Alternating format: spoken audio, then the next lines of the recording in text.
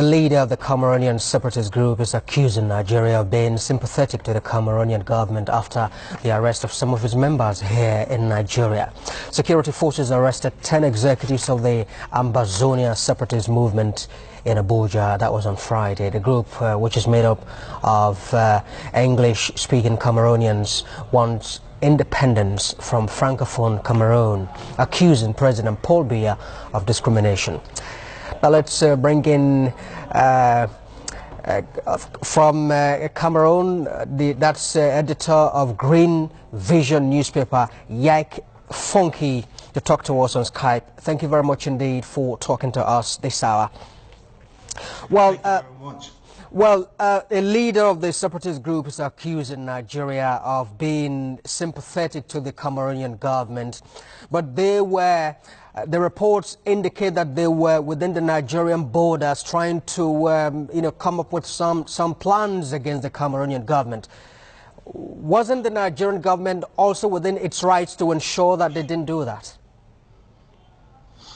No, I have to make this clear. Nigeria is an autonomous state with its territorial integrity. Of course, it has to secure its territory. That is very correct. But that notwithstanding, every member of the separatist movement, that's the government of the separatist government, Ambazonia, has a refugee status. Meaning they are recognized by the United Nations as refugees based in Nigeria.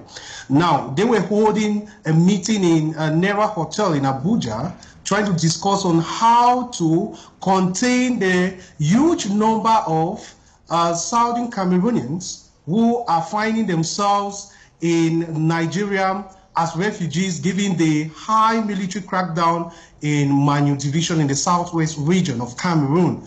And so, given that the rainy season is approaching, these concerned citizens of southern Cameroon decided to hold a meeting in Nigeria so they can mobilize or galvanize financial support to contain these over 40,000 refugees that are found in Nigeria.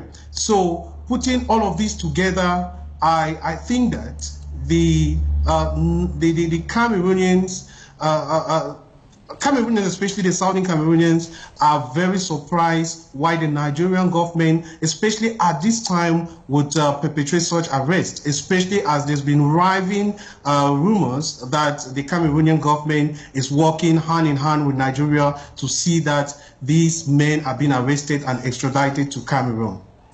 All right, but this movement, I mean, there have been calls for independence from Cameroon. That's the Francophone in the region. But do you think, as one who has been following events, that this might be feasible? I don't think it might be feasible for now. It looks so much like an elephant dream for now, a wide elephant dream. But I think that in the long run, perhaps, I can't tell. I think that in the long run, something can happen in that regard, because it is much like an ideology now for the common person, for the common man, to just a white goose chase. It could happen in future, but at the moment, I think that it is not feasible, which is why a group of people are trying to lay grounds to see that such a thing happens. And of course, I should tell you that I am a bona fide Anglophone, a bona fide Cameroonian, but the larger population of Anglophones are undergoing a lot of marginalization from Francophones, I should say from the Francophone regime. So that is why the strike has gone on so long, for more than a year now. And they're trying to see a reason how they can put all of this together. But I think that while we're trying to live as brothers and sisters under one republic, all of the human rights stipulations should be respected between the two Cameroons. All right, Yag, well, can you tell us in what ways that the Francophone region has been marginalized over time? the Anglophone region, you want to say. Now, pardon, yes. I should, yes. Now, I'll give you few reasons. Now, we look at the linguistic, the language issue. We realize that Anglophones and Francophones came together in 1961 to form a Cameroon that is highly constituted religiously and linguistically of two cultures. Unfortunately, you realize that much of the documents, much of the appointments have favored one part of the Cameroons, that is the French side of Cameroon. And it is already becoming an informal way to say that Cameroon is a French-speaking country. You want to see the currency is in French. You want to see almost everything is in French. And even the head of state has been in power for over 25 years, but he's never altered a State of the Nation address in English at the end of the year. That is an evidence to show that there is a language issue.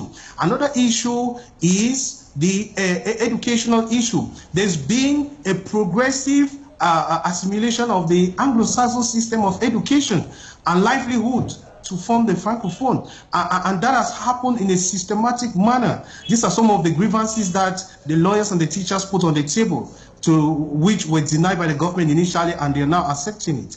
Another factor is the fact that Anglophones, Francophones seem to see themselves to be superior.